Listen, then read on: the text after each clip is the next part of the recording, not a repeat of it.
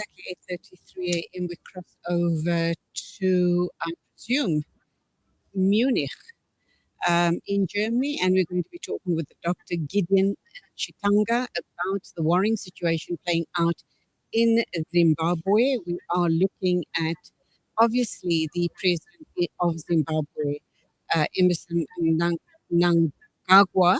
I can never get this right. We will correct me later on, Dr. Gideon. And this is about the systematic slide towards a constitutionally entrenched dictatorship.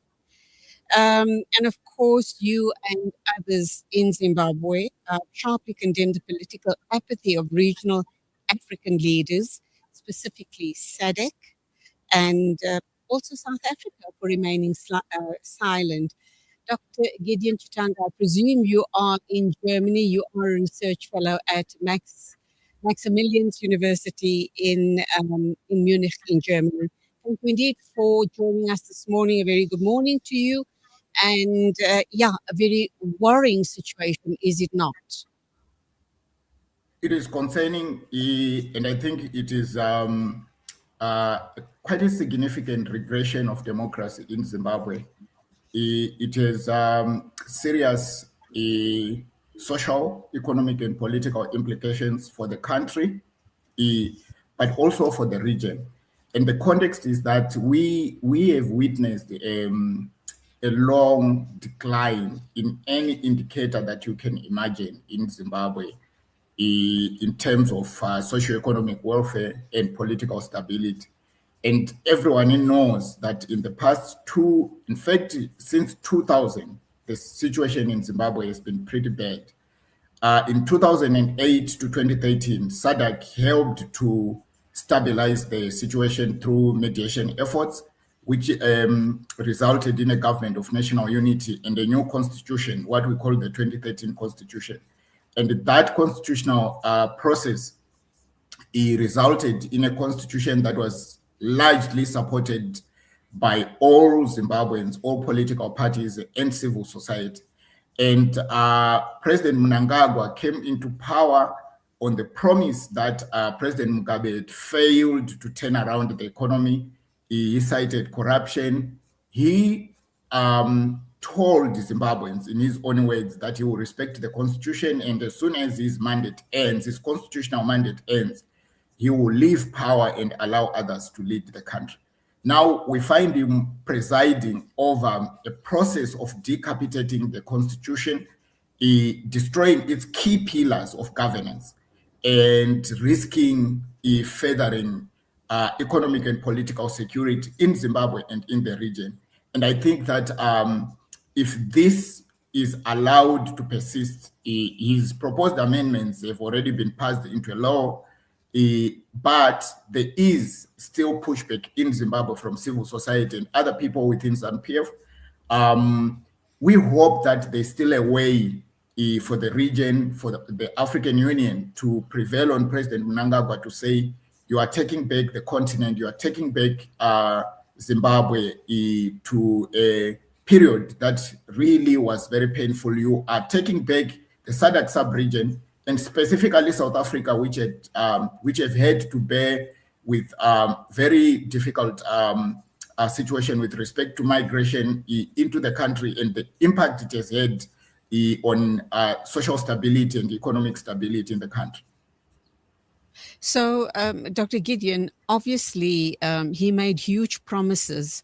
Mnangagwa made huge promises when he was pre him being elected as the president of Zimbabwe. Promises that the country he'll take the country out of the era of Mugabe's ruling, which was horrific. And it seems he's taking the country right back, or even worse, to that era of Mugabe's rule. And we also know, I covered this story last week, that he has suppressed independent media. And that truly is very worrying, because the news will not necessarily get out to the people, but perhaps also, thank God for social media, that factual news will reach the people. So how do you see that comment regarding taking the country back to beyond the dark days of Mugabe's rule? So the key thing here is that the Zimbabwean government is set on a path of illegitimacy, which has been what I can call a historical problem emanating from either disputed elections, the use of systematic coercion, including corruption. And what we see now is a different level, but that is also common in some polities with the same characteristics as in Zimbabwe, where sitting presidents, instead of just relying on physical violence to stay in power, they take a path of constitutional tinkering or changing the rules. They will maintain some aspects of a democracy and play around with others, particularly those rules that regards their stay in power, so that they continue to stay in power. And this is exactly what President Mnangagwa has done. Obviously, there is a combination of intense coercive rule in Zimbabwe, very painful repression, where activists are arrested and they stay for a long time in jail without prosecution. Sometimes they are then released pending court processes. And this has been a pattern, I think, under President Mnangagwa's rule. This combination of authoritarian coercive rule, it cannot facilitate a proper functional economy, because they basically breach the consensus that is needed for the full support of the citizens to engage politically as well as economically.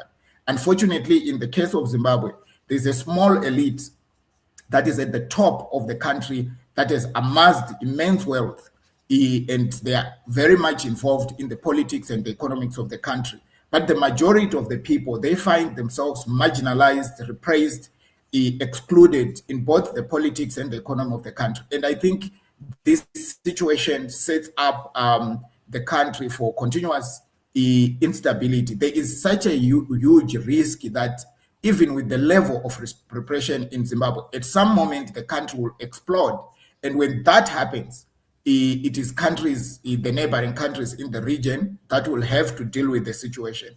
Unfortunately, South Africa, which has absorbed much of the shock from the Zimbabwean situation, is not in the best moment at this stage to absorb everything that will come from Zimbabwe. So I think that it is a very dangerous situation. It is an unacceptable situation in terms of upholding the Zimbabwean constitution and upholding the norms that SADC and the African Union has set itself in terms of maintaining constitutional rule.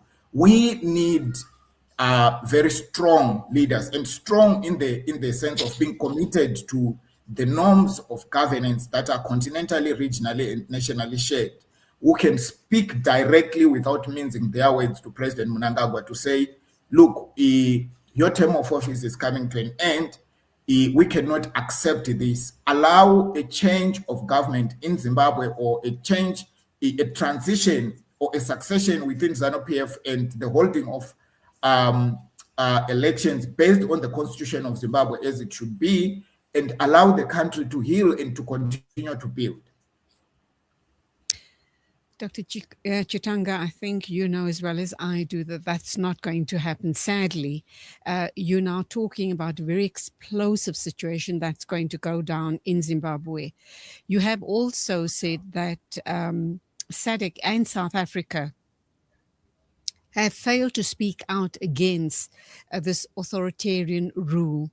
What do you suppose is going to happen once that explosion comes about?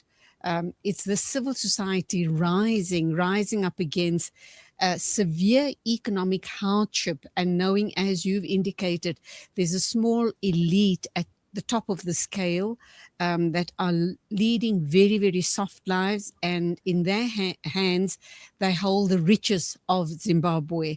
Do you believe SADC, together with South Africa, could put pressure on Zimbabwe? Or do you believe that other Western powers need to come on board as well? And if they do, what would the repercussions of that be? Could they create possibly, new government in the country, a responsible government that is accountable to the people? And if all of this happens as we wish it should happen, how long do you think it would take? You also referred to South Africa's current situation, where there definitely isn't a chance that if something should happen in Zimbabwe, if there is an explosion, a political explosion by civil society, South Africa won't be able to absorb refugees, given our current situation of the certain parties within our country that wants migrants to go back home. It's a dire situation, is it not? It is a very difficult situation. Let's start with the context of the resistance to these changes to the constitution. The one aspect that makes it very dangerous is that within ZANU-PF itself, the traditional power brokers, which seemed to have some kind of consensus, even as repression deepened under President Mugabe, at this moment, they are not. So you have the security structures and actors in Zimbabwe as the key role players in terms of controlling the state in Zimbabwe. We understand that there is serious division within this apparatus, given that President Mnangagwa's machinations are likely or meant to block Vice President Chiwenga from succeeding him. So ZANU-PF is basically divided from within. It's divided into two major power blocks. There is one group of leaders in ZANU-PF who still insisted that the government should uphold the 2013 constitution. Of course, their role is going to be very important. It depends on how they are going to move forward, because now the constitutional changes have become a law. Are they going to take a political route, use political means to continue to contest? Are they going to take this further into open confrontation? We don't know. But we can speculate that it's game on. The second thing is that civil society, even as weak as it is, has made serious efforts to come together. They've called for protests on the 31st. We don't know if they will succeed. There's a lot of fear and repression in Zimbabwe. But even if they do not succeed, clearly there is enough resistance in Zimbabwe to show that the constitutional change, number 3, is unacceptable among Zimbabweans. The last part of your question relates to the international context. Zimbabwe is a very rich country, and the current government has made a lot of money, unfortunately, which has been concentrated amongst the top elite from mining. The international community, particularly Western countries, are interested in coming back into Zimbabwe. They're interested in working closely with Zimbabwe, benefiting from its mineral resources. And I think this accounts to a change of strategy from the 2000 context, where they used sanctions and other tools to try and put pressure on Zimbabwe, to a posture that is almost similar to apathy. And I think just being quiet and looking at how the situation will play out and calculating for their end to work with whoever emerges out of this situation. But SADC and the AU cannot play into that position, because when they do, first, they are playing into a Western approach that is likely to be applied to all the other African countries. African countries will be divided. The West will calculate that they will support whoever emerges in power, whether they are a dictator or democratically elected. This is a bit like a Cold War and a Cold War period playbook in terms of how the West engaged with African countries. Support those dictators that will back Western interests, and be very tough on those leaders, even if they are democratically elected, who will not support Western interests. African countries must be wiser, because they know this playbook very well. They have to act together. They have to be seen to be united. They have to be seen to be drawing the line where it comes to the violation of their own continental and regional rules of engagement. Will the situation in Zimbabwe remain the same? Are the leaders waiting for a bigger crisis so they can say to President Mnangagwa, we told you? We don't know. But the context of the politics, whether international, regional, or domestic now, is actually a mix of a recipe that sets Zimbabwe for a very explosive situation that we all don't want. Okay. The right path is for these leaders to robustly engage President Mnangagwa to at least protect the constitution that he swore to, and allow a smooth, peaceful internal transition within ZANU-PF and the holding of elections in Zimbabwe as prescribed by the 2013 constitution. Okay, and that's where we have to leave it, unfortunately, but lovely to be having your input on the very serious situation in Zimbabwe. Go well. Thank you indeed, and God bless. Thank you so much. 8:49 exactly, news and views moving along. Let's go for a break, and when we come back, we'll continue all of these very important topics and discussions with all of our esteemed guests. Stay with us.